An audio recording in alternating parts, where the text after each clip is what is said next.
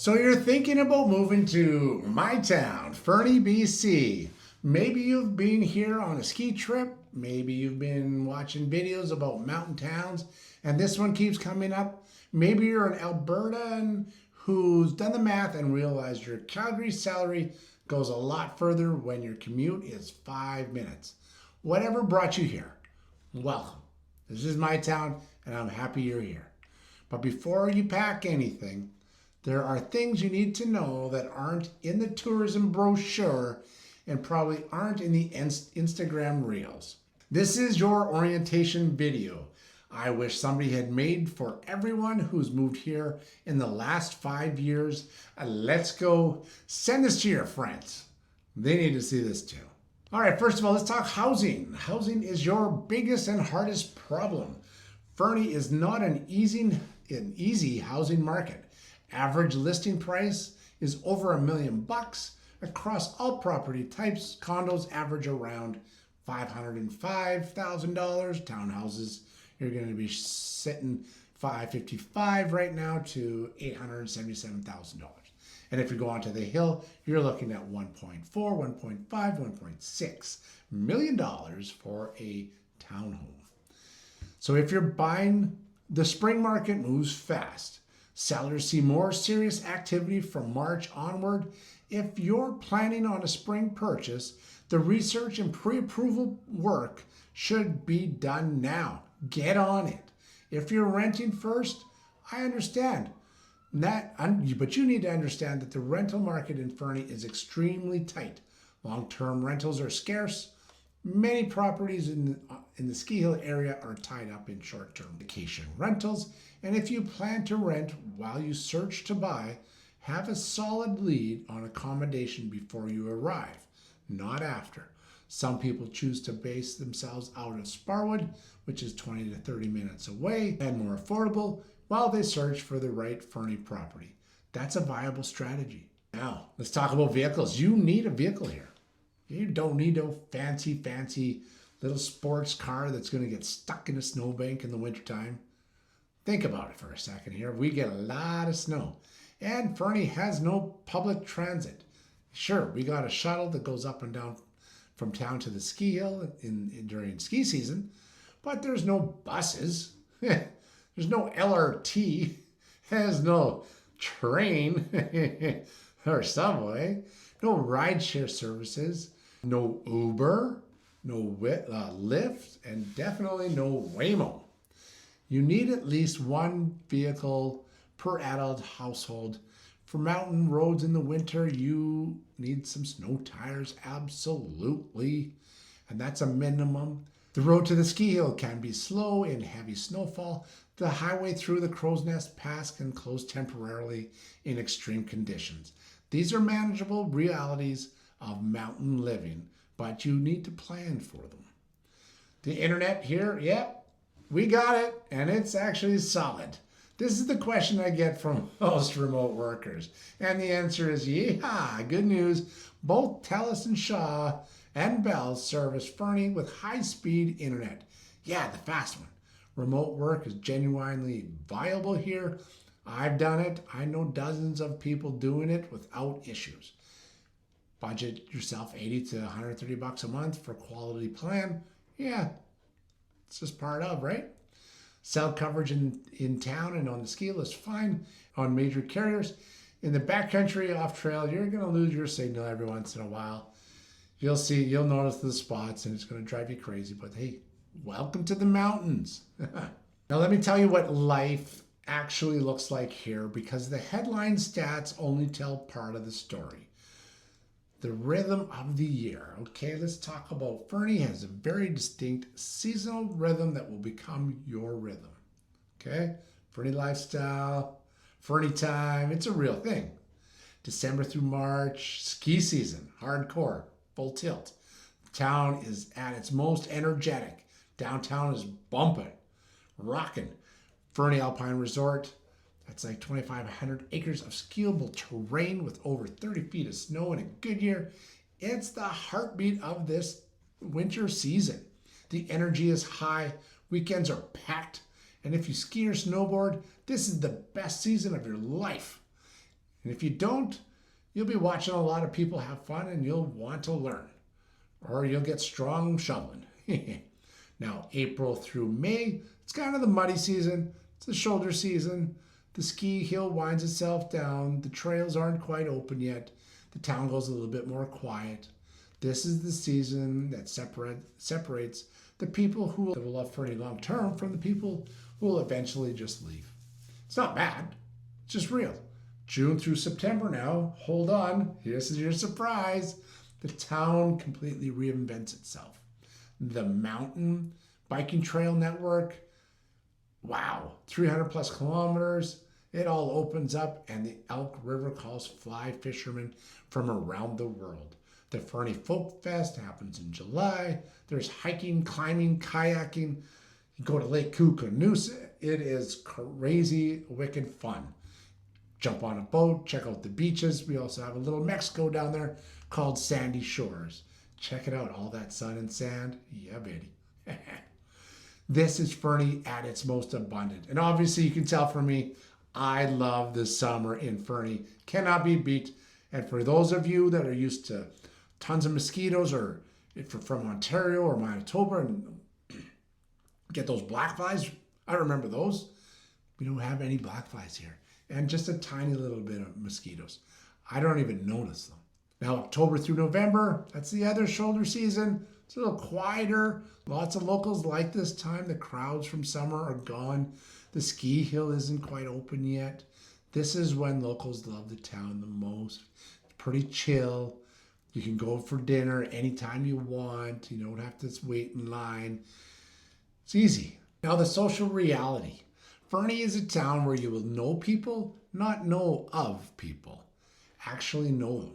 And this is one of the things that people love most about it, and occasionally one of the things that surprises people who are used to urban anonymity. The community skews younger than the national average and fitter. Median age is 39.3 compared to 41.9 nationally. About 59% of residents hold a university degree, and these are self-selected people who chose to be here, chose a mountain town over a city. The conversation and the community reflect that. New people are welcomed here, but you need to show up. And you need to come humble. You need to come real. We don't care how much money you make. We don't care what you drive. Really. Unless you drive a big truck that's really cool. Or a Bronco. People really don't. It's kind of cool. So join a recreational hockey league. Join the ski hill, join the bike clubs and the trail riding and running clubs and all those kinds of things. Volunteer on trail maintenance day, go to the farmer's market. Fernie's community rewards people who engage with it. Check out Wednesday night socials. Haha, that's a great place to meet people. And the education picture. For families, Fernie has Isabella Dickin Elementary School, Fernie Secondary School, a brand new elementary school coming. Says for 2027, I'm going to say 2028 because they better start building and digging a little quicker. There's French immersion programs, and the Fernie Academy has an independent K-12 option, and the College of the Rockies has campus here as well. For a community of 6,000 people, the education options are solid. The schools are small by city standards, and that's generally considered a feature by the families who move here. Your teachers will stay longer. They'll get to know your kids. They'll get to know you. Your kid's teacher might play on your hockey team in the evenings, or you'll ski with them on the weekends, and they'll be able to tell you what little Johnny's actually doing. Classes are smaller, and kids are known as individuals rather than just numbers. Now, here's what's going to surprise you, okay? Better be seated. Things that are going to surprise almost every new arrival, both good and bad. You're going to spend more on recreation than you figured. This is the most universal surprise I hear from people who move here. When you live next to Fernie Alpine Resort, you actually ski. When the trails open, you actually ride. And when the river is good, you actually fish. the Fernie lifestyle access you moved here for, you're going to use it. Better budget for it because you can spend it for sure. Ski passes, biking gear, fishing licenses, fitness plan, whatever you're going to do, you're probably going to spend $2,000 to $5,000 per active adult per year on top of your regular expenses. The food costs here, however, they're manageable. But the one-store, two-store reality is actually real. The cost of living here in Fernie is actually about 6% below the national average overall, which surprises many people given the housing prices. Food costs specifically sit around the national average, but having 1-2 grocery stores means you need to adopt and adapt. You plan your shopping, you do a Cranbrook run, possibly a Costco run. Whatever you got to do, you got to figure it out. You'll get used to it within 6 months. Most people stop noticing within a year. Now, the community is going to show up for you if you show up for the community. This one surprises people in the best way. When things go wrong, boom, health crisis, a loss, a hard season, Fernie shows up.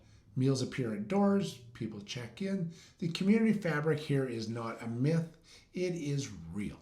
And it's one of the things that makes people who came here for a skiing season, they stay for something deeper.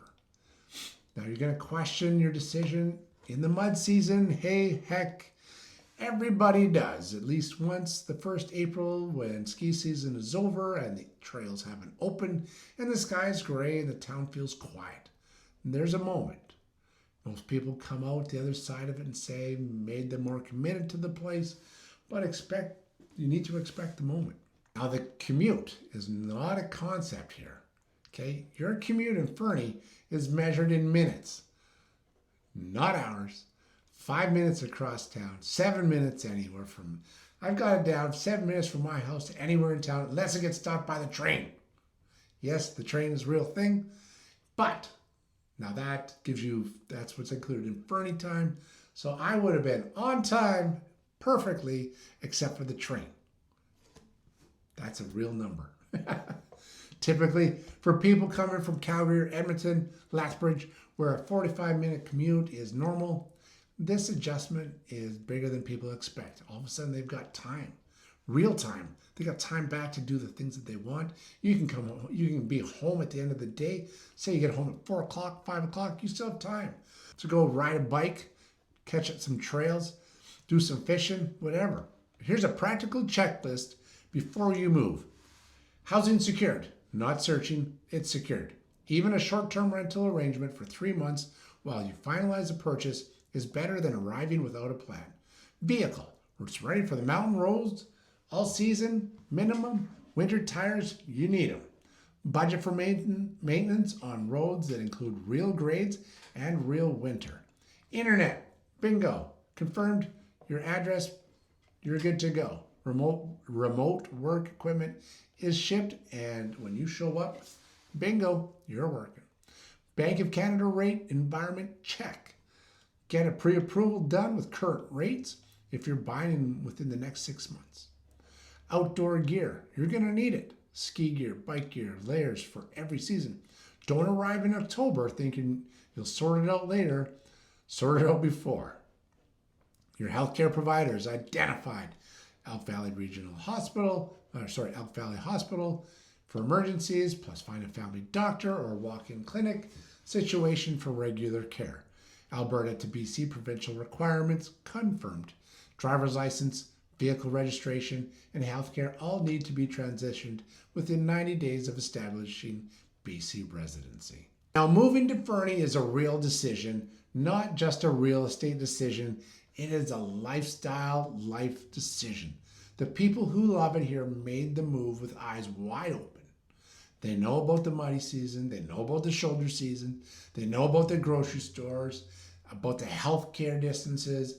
And they came anyways because the things Fernie gives you in return are things they couldn't find anywhere else. If you're in the planning stages and you have specific questions about the area, the market, the neighborhoods, drop them in the comments or reach out to me directly. I've spent decades here. I've been here since the 80s. And I answer everything as honest and purposeful as possible.